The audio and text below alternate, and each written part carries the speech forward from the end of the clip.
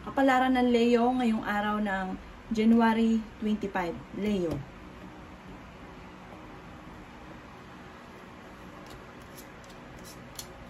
Sinasabi po dito ng ating tarot card, Leo, na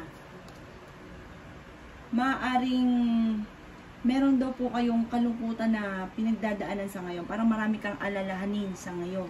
Sinasabi rin po dito na parang may mga bagay ka na parang hindi mo nagagawa. Parang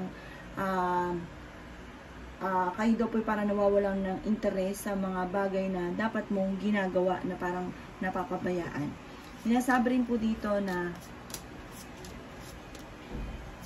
may sitwasyon ka na parang medyo matagal na parang hinahayaan mo lang na parang hindi mo ginagawa ng solusyon. Sinasabi rin po dito na meron ka daw pong inaantabayanan at sabi po dito, kung ano man daw po ito, huwag ka lang maiinip, makakamit nyo daw po kung ano man daw po yung matagal mo nang iniintay.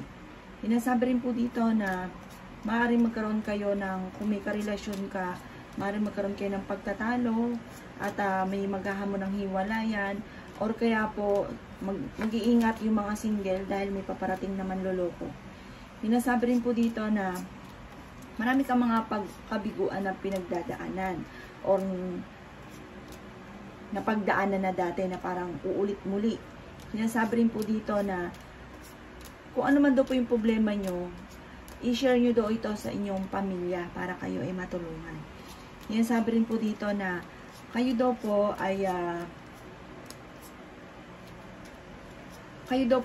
maraming talento. Kayo daw po ay masipag.